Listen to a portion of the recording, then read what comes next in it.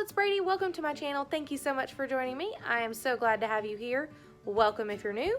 I make all sorts of videos about grocery hauls, cooking, different mom lifestyle, day in the life videos, and now I am also branching into like what's for dinner, some weekly prep with me, and this time I'm gonna share with y'all something that I do quite often, but that I've never shared with you before, which is my freezer prep. Now, I don't always go whole hog like you see on a lot of YouTube channels lately where they make a ton of freezer meals. I certainly take inspiration from them, and I love to watch those videos, but we just don't eat like a frozen casserole or a crock pot meal every single night. That's just not my meal planning style. Also, I don't prefer a lot of things in the crock pot. I just don't like the texture of it. So a lot of those type dump and go meals don't really work for us. However, I really, really like to get my meat prepped and some breakfast things prepped and just that sort of thing. Some casseroles, some items, just to make life easier. I find that my biggest complaint when cooking dinner is the meat, whether that's cutting it up, whether that's cooking the meat portion of the dinner, what have you, and then the cleanup from meat. That's my biggest struggle. So that is the biggest thing that I like to focus on for my freezer prep. Now, it is also back to school time, so you're also going to see me prep some sandwiches and that sort of thing. I think I'm gonna have to break this into 2 videos because I am not gonna get all this done in one day. So I'm going to share this one as part 1, and then I'll show you part 2 whenever I can get that edited and up for y'all as well. So let's jump right into it. We're gonna start out with my wonderful husband is making pancakes for us. So let's jump right into that, and then those protein pancakes from Aldi. If you're curious, I'll link down below my grocery haul where we got those, and we have loved them. They're turning out really good. So let's jump into that footage, and then we will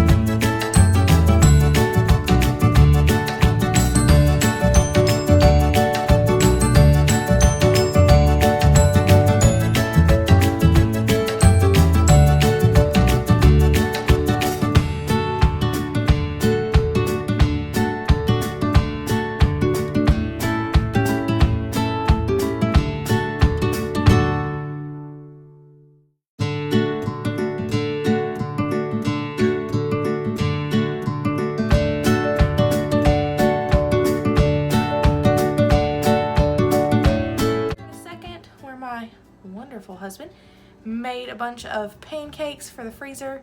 Those protein pancakes that you saw me get in my Aldi haul the last couple of times and in the stock up haul. He made, actually I just stood there and filmed it, but he made a bunch of pancakes to stick in the freezer. So those have cooled and I'm going to stick those, never mind my dishes, but I'm gonna stick those in some parchment paper and in freezer bags and get those into the freezer. And then I'm gonna get some chicken going in the crock pot and see what else we get into to get this freezer prep going. I've got a lot of meat from Sam's Club that I need to cut and put together, and we'll go from there. All right, let's go. All right, so like I said, I'm just gonna move right in here and go ahead and package up these protein pancakes. These are delicious. They do turn out very fluffy. As you saw in the batter as we were pouring them, they definitely have a lumpier look to them when you pour them, but they turn out really, really great. So what I'm doing here is I'm just labeling the bags with the date and protein pancakes. And then I have got some parchment squares that you'll see here in a moment that I'm actually going to, see there's the bag, that I'm actually just going to use to keep them from sticking. So I'm not sure, yeah, Hattie paper squares. I found these at the Dollar Tree of all places.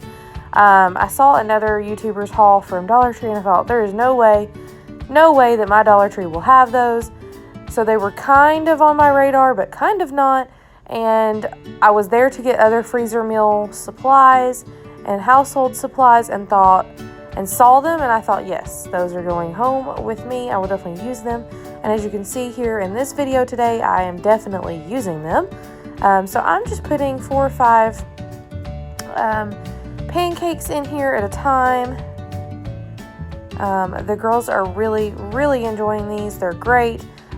We are you can pull out a bag and just put it in the fridge and just pull them out one at a time throughout the week. You could pull out the whole bag, defrost the whole bag, whatever. Or with the patty parchment squares in between, you can actually pull out 1 or 2, however many that you need, and then pop them in the toaster or the microwave for about 30 seconds and you are good to go. And you could leave that bag in the freezer. Just make sure you get all that air out. You're seeing here as I'm sealing these, I'm getting the air out. That's very important. I don't have a food saver or anything like that right now. However, I do see the perk of having those. All right, let's flip around. I'm going to show you my crock pot real quick. I am getting this chicken breast that I had previously frozen a few months ago. I'm going to go ahead and dump that in there and get, first in, first out kind of rule here, and use up this chicken so that I'm not using up fresh that, we just bought. So I'm going to wash my hands here. You're not going to see me wash my hands in every single clip of meat, but I assure you, by the end of this, my hands were literally cracked and bleeding because that's how many times I washed my hands. I am a freak about washing my hands, but especially when I'm cooking. So I'm just going to add about a cup of water and just dump that right over the chicken so that it does not burn. And the reason it's all there together is because it was frozen kind of in a block, and I defrosted it a little bit, but not too much, to where it would, or not enough where it would come apart. I've got garlic powder, salt, and pepper here that I'm just going to toss in. And we're just going to let this cook on low for several hours. I ended up just leaving this in the crock pot for the majority of the day. There we go with the garlic powder. All right, so you can see here I've got it set. I've had it on 6 hours, but I did kind of preheat, I guess you would say, my crock pot. So there's that. And we are going to move right on back over to the protein pancakes. I'm going to get those put in the freezer. And I'm going to make peanut butter and jelly sandwiches as well. All right, so I'm just going to set up here and make some peanut butter and jelly sandwiches for the freezer. These are going to be great to pull out for school lunches, or we are leaving to go somewhere. So I've just got some Ziploc bags, just the sandwich size. And then you'll also see that I'm going to have a freezer bag Here we go, in the gallon size to put those down in to keep them all contained in my freezer. So I'll label this large gallon freezer bag, and then I won't label the individual sandwich bags. We'll just keep those how they are. But just pull out enough. I like to go ahead, pull out my bags, open everything, so that way while my hands are messy, I'm not really having to struggle with the bags. So I'll get all of those open, and then we will lay out our bread. I'm using the Aldi honey wheat, but you could use any bread that you have on hand. I'm using the peanut butter that we love from Kroger, which you'll see in some hauls. I can link those down below or up in the sky for you. And just the Kroger brand jelly. But yeah, it works out pretty well. So I'm just going to take out a stack of bread. I think I did about a half of this loaf and made 5 or 6 sandwiches. We don't really need a ton. I have seen some of my favorite YouTubers make a ton of these sandwiches at one time, but I wanted to start out with just a few, see if we liked them, if they thawed well, and that sort of thing. One tip that I did get from watching others make these is to put the peanut butter on both sides of your bread or on both pieces of bread, and then put your jelly in the middle. So that's exactly what I'm going to do here.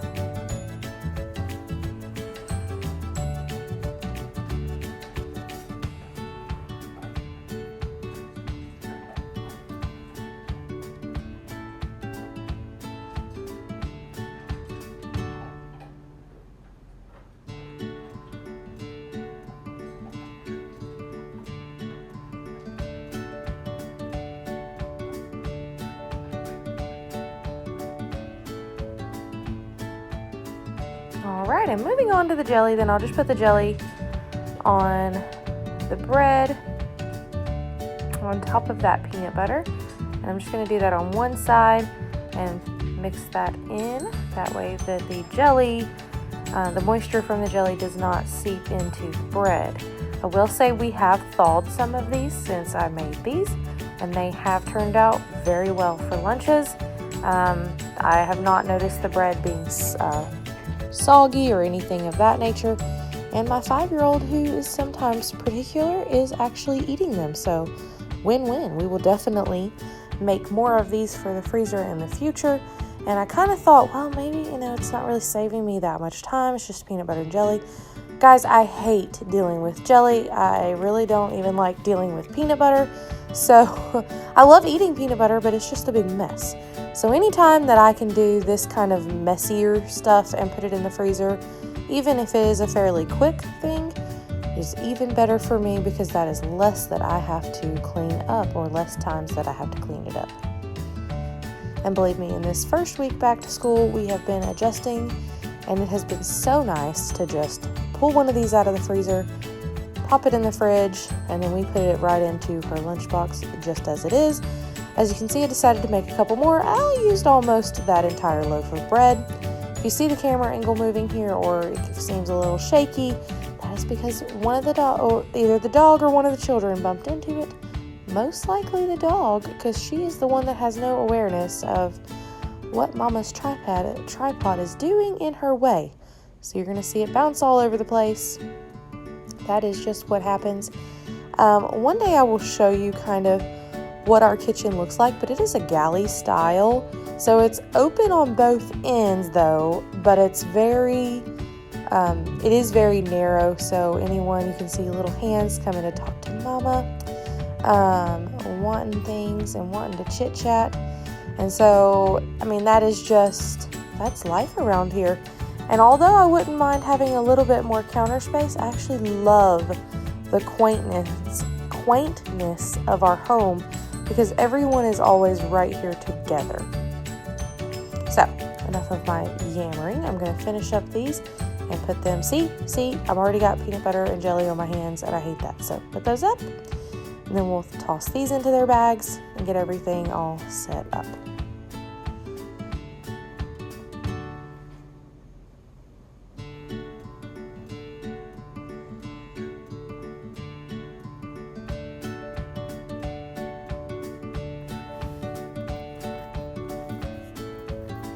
Alright, those are ready to go in the freezer. Now, let's move on, and this was in real time. I did move right on over to the hamburger meat. So if you saw in my last haul, which I'll link here for you, and link down below, yep, dog's crashing into the tripod again. But I'm just going to break up half of this big package. So this would be about 3 pounds of hamburger meat. I'm putting in this large skillet. Wash my hands. And then, yep, showing you here again. And this is not the only time I've washed my hands, but I always like to make a point to point that out there that, yes, I am freakishly washing my hands in between everything. You see all the junk on my counters. That is just part of freezer cooking. But I'm just adding salt, pepper, and some garlic powder to this ground beef. And then what I'll do with this ground beef is actually just drain it once it's done cooking and put it into some Ziploc freezer bags to keep in the freezer. Now, on over here, we're going to use up the rest of this 3 pounds of 80/20 ground chuck that I got from Sam's. Toss it in here, and we're going to make some hamburger patties. So, I'm actually going to make hamburger patties for our dinner this evening, and then I'll make 4 other hamburger patties to put in our freezer. So you're seeing I've got the Worcestershire sauce, garlic powder, salt, and pepper. You will notice a theme in my cooking, especially with beef. Those are the main staple items that I use. So here's my beef in a large bowl. We're going to add Worcestershire. I do not measure. I saw a meme on Facebook that it was like, Southerners, we don't measure our seasonings. We just add it until our ancestors say that's enough, child. Because guys, and I laughed so hard because that is the truth. I grew up really not measuring anything. And so baking wise, I still definitely measure, or if I'm trying to follow a new recipe, I will measure. But most of the time I struggle to remember to measure things. So garlic powder, salt, pepper, Worcestershire sauce, and that is how we will season up these hamburger patties. You'll see, I'll show you another ingredient we tried out and did love when I cooked up our hamburger patties for this evening to make cheeseburgers. It ended up being a super simple meal to throw some random open bags in the freezer that we had of various different French fries and potato wedges. Here are those famous patty square papers again. And I'm also going to label my bags before I mix this up into patties. That way everything is open and ready to go. You can see I've got hamburgers written there. Alright, so you see there that I folded the top over. That is so when you're reaching in with meat, if you have to grab the bag, if it moves away from you, you can grab that little lip of it. Or your hand bumps it, and there's no meat getting on the outside packaging of your Ziploc bags. Plus, it helps keep the bag open. So, win-win-win around here. So I'm going to make 4 patties. Like I said, I'm going to toss them on this plate, and then I'll put the other 4 patties on the paper squares and put them in the freezer. You can just see here I've just mixed that up, and I'm just going to rough make some patties and get those onto my plate. And you'll see here I stick my thumb in the middle, little Rachel Ray trick I learned. But yeah, supposedly that keeps it to where when it puffs up in the middle, it doesn't get larger than the rest of the burger patty. It just stays the same thickness because they do puff in the middle. I don't know if there's a whole lot of science to that, but I still do it. I've done it for years. So that's what I do there. Again, like I was saying, I did find a seasoning that we enjoyed that I'll share with you here in a few minutes on when I cooked our hamburger patties for this evening. But I just made cheeseburgers on those ballpark Hawaiian hamburger buns that we got at Sam's Club. And we had the sliced cheddar cheese in the fridge that I just topped it with. And then we topped those with lettuce and cheese, like I said, and then mayonnaise, ketchup, whatever anybody wanted. And the girls don't really love hamburgers, so this ended up just being enough for my husband and myself. and some leftovers to snack on. So I'm just going to make up these patties. But we found a seasoning that we'd really enjoyed, and so like I said, I'll share that with you. It's not a must, but I got it couponing for, I don't know, free or 50 cents maybe.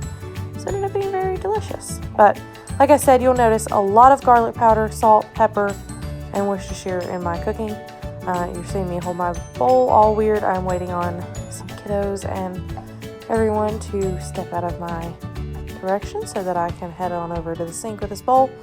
But I hold it in the middle, so then when I grab that bowl to wash it, I'm not grabbing the outside where meat was. Like I said, I'm a freak about raw meat. I know it's probably overkill, but I'm going to move that plate on over there and Clorox my counters. I'm sure there's a better, healthier for the environment way to clean my counters, but super fast in between a bunch of different meats. That's what we're going with.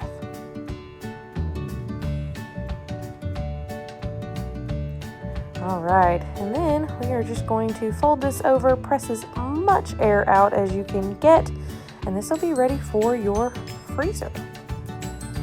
Now, I have said it before, I do see the advantage of having a food saver bag, but this works just fine for us. If I was going to get like a half a cow, I would definitely get a food saver bag. But it's short term, a month or two that we keep these in there, it's not bad. So, I have got, couldn't really see those ingredients here, but I have got the beef tips from Sam's Club, and I'm going to label a bag as beef stew. And so I'll use a portion of this to make a beef stew meal, and then this aluminum pan that you'll see over here, I'm going to label as beef tips. And I've got a brown gravy packet, some salt, pepper, garlic powder. And then you'll see also after that, I'll have some Worcestershire and soy sauce to add to that as well. Going to label this. I do end up covering it with foil. I need to write on it again, but you know, whatever. But yeah, so I'm just going to take this small pan. Again, the girls aren't huge on beef, so it ended up just being me and my husband. So this small pan of beef tips will be just fine for us, and that way we're not wasting the beef. So I'm just going to reach in here, portion out some of the beef tips, set them aside, and then we will make their sauce in a moment. There we go. Alright, now I'll put the remainder, and you can see my clean hand, I'm able to hold the bottom of the bag, but if I need to move the bag around at all with the meat, or if it falls, I can grab the lip of that where I folded that over or push my hand on the inside, and it keeps it open for me and keeps it mess free. Alright, now I've got a big old mess to clean up here, so we will get that out of the way, and then I'll wash my hands, and then I will go ahead and seal up those packages.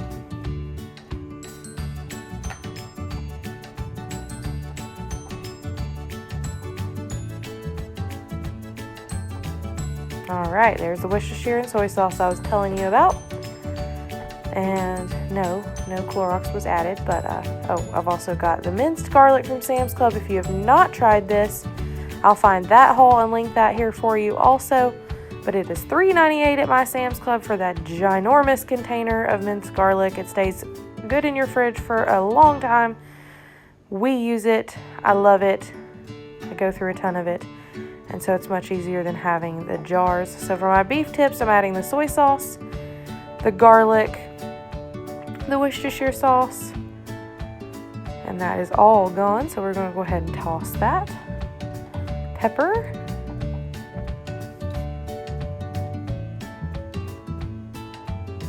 and our salt, not very much because of the soy sauce and Worcestershire. Brown gravy packet, I've got a cup of water, we're going to dump that in,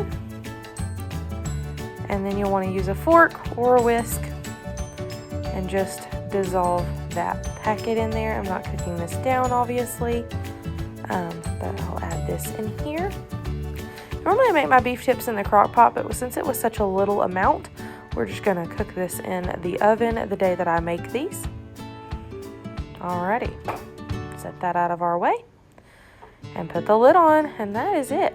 Those are super simple. I will cook those on 350 once they have thawed, whenever we're ready to pull this out of the freezer. 350 with the top removed, and then I'll just leave the foil on just not that cardboard top on the top of it. Alright, so you can see there I am redoing that and adding a layer of foil, writing on it again. But again, 350 for about 2 or 3 hours. I may even go as low as 300 and let it really slow cook.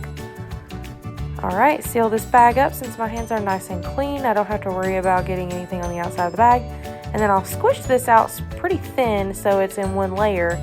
And that gives me more room in my freezer. Plus, that meat will thaw much quicker when I'm ready to add that to a crock pot to make beef stew. Okay, so let's check on our hamburger meat over here that has been cooking. Alright. It's going pretty well. I broke it up pretty well with my hands whenever I placed it in this pan. However, I just like to go through with a wooden spoon or whatever spoon you prefer and break this up. Again, I'm sure everyone knows how to make ground beef, but my favorite part of showing you this, and the reason that I included this in my videos, this is what I do with those large packs of meat from Sam's Club, because I hate cooking meat. I don't mind eating it. It's not like we're vegans around here by any chance. Not that there's anything wrong with that, but we're not. We're definitely meat eaters, but it's just the messiest, longest part of my meal prep. So anytime I can get that out of the way, specifically like having to drain hamburger meat and that sort of thing, I am always happy to get that out of my way. So I'm just going to break this up into smaller chunks as it is cooking, and we'll let it cook from there. Definitely still needs to go a little bit longer.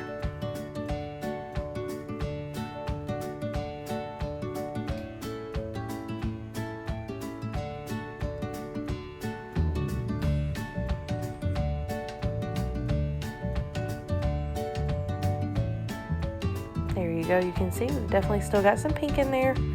Definitely getting a little bit of browning, but it needs to cook much longer. So let's go on back over here and get these into the freezer. And then we'll start working on our chicken.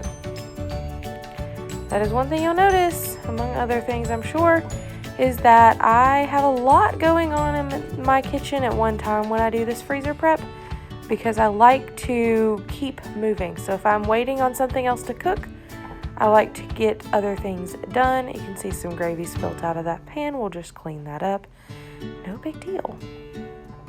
But yeah, so that's why I put that chicken on earlier, so that can be doing its thing while I'm doing all this other stuff. Clean off our counters in between and move on to some other meat. So I purchased some ham hocks for beans, green beans, that sort of thing. And there are 3 to this package. We definitely only use one at a time. So I'm just going to label 3 individual bags, pop these into the freezer the way that they are. I'm just double checking myself that there were 3 and not 2. So I'm not wasting a bag here. Going to flip those open the same way. And then we will get these into the freezer. If you didn't see in my grocery haul when I got these and that I shared with you, ham hocks are like I don't know if it's, I guess it is cured, but it's like a salted knuckle, I guess. I don't exactly know what bone part. Now I'm going to have to look that up. But anyways, it's what my Nana has always used, or fatback, that sort of thing, to make beans. So it's just a seasoning. It's just for flavor. We're definitely not eating any meat off of that, really. Alright, dispose of that and wash my hands. We're going to move on over here to the stir-fry meat. And this is going to make our Mongolian beef, or beef and broccoli, beef stir-fry, whatever I end up doing. I just labeled this bag as beef stir-fry.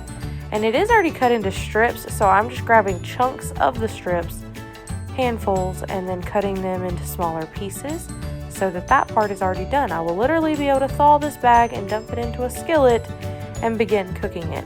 And that is where, this is more of, like I said, freezer prepping, because I like to get this sort of thing out of the way, get all these meat packages with all of those absorbency pads and everything out of our home at one time. So I've washed my hands. I'm going to come back, seal all of these up with as much air out of them as possible, squish it down, and there you go.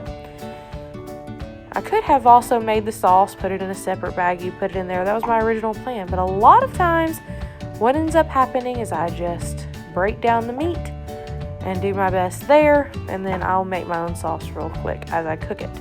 But the messy part is out of my way. I don't have to wash a cutting board or anything then. Alright, checking on our meat over here. We're still cooking away. I've got those hamburger patties ready to go in when this is done. So I think this is about ready to drain. So we're just going to get some paper towels on a plate over here and drain this meat.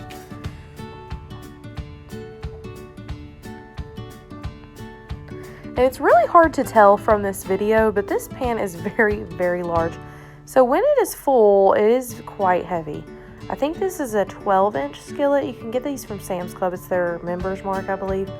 But they're the restaurant quality pans. It's, I don't know, oven safe and all of that. That silicone handle comes off and all of that good stuff. So we have really been loving these pans. Again, with someone bumping my tripod. All right.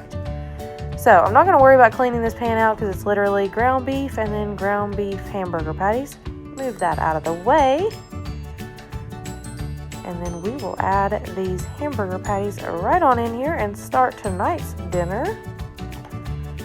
There we go. All right, and into the dishwasher and wash up my hands, and we can continue on. So basically when I do prepare these from the freezer, I'll do the same thing here, except for I will just let them thaw first. This is what I was talking about, the McCormick Grill Mates hamburger seasoning.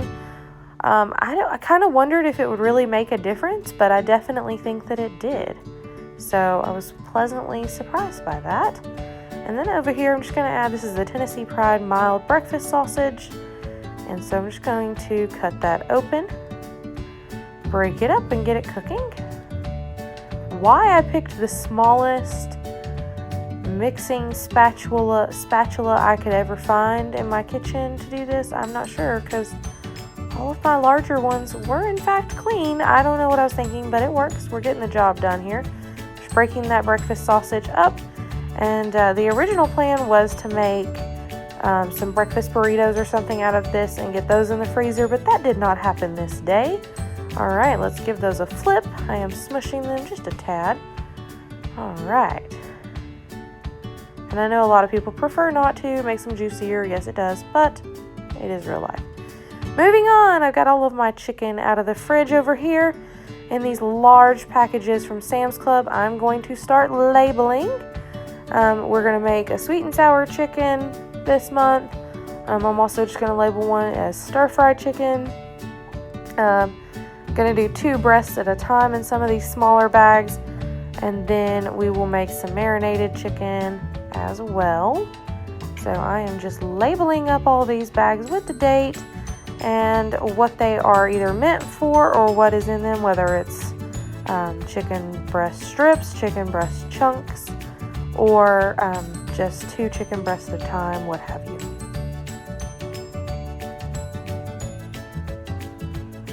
This just simplifies this process. Again, when I'm ready to cook all of this, I will just thaw the bag and go ahead and dump it into my skillet or into the oven, whatever. Now, these chicken breast ones, I will need to, obviously decide what I'm going to do with those chicken breasts. However, these, like right here, that already tells me exactly what I'm going to do with them, and they're already cut up. I don't need a cutting board. I don't need anything. Just make a sauce or toss them in the skillet with a little bit of oil and seasonings, whatever I end up doing, and we are good to go. So I'm going to flip all these bags inside out like that. And then I'm separating them by the ones that are the cut up chunks of chicken and the whole breasts. That way I have a little bit of semblance, I cannot talk, a little semblance of order here. And then you see I'm using some larger gallon freezer bags for multiple chicken breasts there. And that'll be kind of our overflow, but we'll also put our marinated chicken in there that you'll see later on as well. So I'm going to get all these labels made on these bags, and then we'll check on our ground beef and pork real quick before I dig into these chicken breasts. So Just gonna keep chopping this up and cooking up the breakfast sausage. Keep flipping the patties and checking on them. But what I ended up doing, because I ran out of time to do the, time and energy to do the breakfast burritos, I ended up just draining this meat and putting it in the freezer as well, labeled as cooked sausage, and we're good to go. Then I can pull that out and make some one morning, and we are good to go. Could also make a sausage gravy out of it, what have you. Back over here to our chicken breast, wash my hands up, and got a clean knife, and we are ready to go. Get my stuff out of my way here so we don't get anything on them, and one of my favorite knives off the knife rack, and get to cutting. I'm gonna try to get a better angle here for you, but it was very difficult to find an angle where I could cut well and then you could see what I was doing. So I appreciate your patience here as I figure out where this tripod needs to be, but I am just slicing up this chicken. You'll see part of what I'm tossing aside back into the pan here, or into the package, is just the undesirable bits, I guess. You know, the tendons, the fat, whatever, little veins, anything that's left on there. And then I'm just dicing up several chunks and tossing it in these open bags. I'm just going to keep on doing that.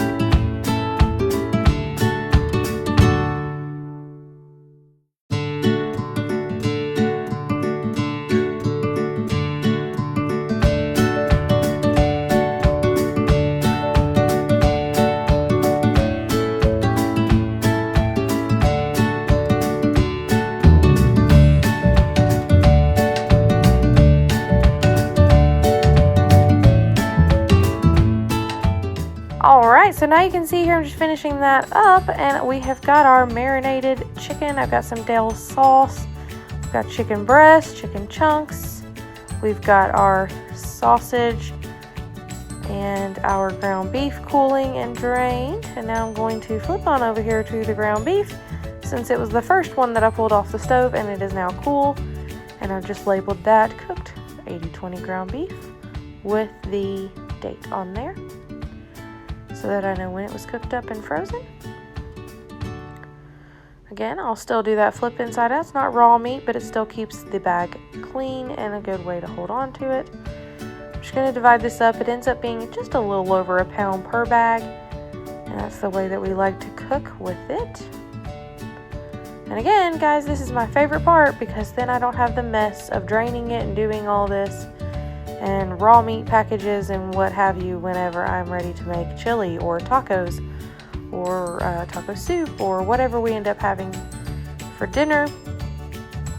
And then if I'm also running out of time, if this is thawed, or it will thaw much quicker because it's a smaller amount and it's already cooked in the bits, it will thaw very quickly, and this will make a very quick dinner. Because now that the meat is cooked, this would literally, if it was thawed, if I remembered to put it in the fridge and it is thawed, I can take this, dump it in a pan, add the water and seasoning packet, and in 10 to 15 minutes we have tacos. No mess, no muss, no fuss, easy peasy tacos. So I'm using these extremely large bags because I ran out of the small ones, but that is it. All right, y'all, that is it. That is part 1 of my freezer cooking. I did not get everything done that I wanted to. I really wanted to get more assembled meals this month, even though I told you we don't eat that way every single night of the month. I did want to get some done. However, I am going to do tomorrow and get quite a bit done, and so hopefully I can assemble like a chicken lasagna and a few other meals that would come in handy also. I'm also hoping to do a little bit more freezer breakfast prep, and then I'll prep our fruits and vegetables and show you that in a separate weekly meal prep. But thank you so much for joining me for day 1, part 1, whatever you want to call it.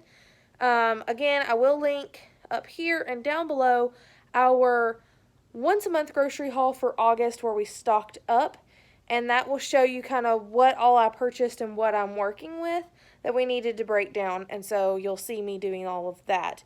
Or you saw me doing all of that. You'll see me do more additionally in another day. So thank y'all so much for joining me.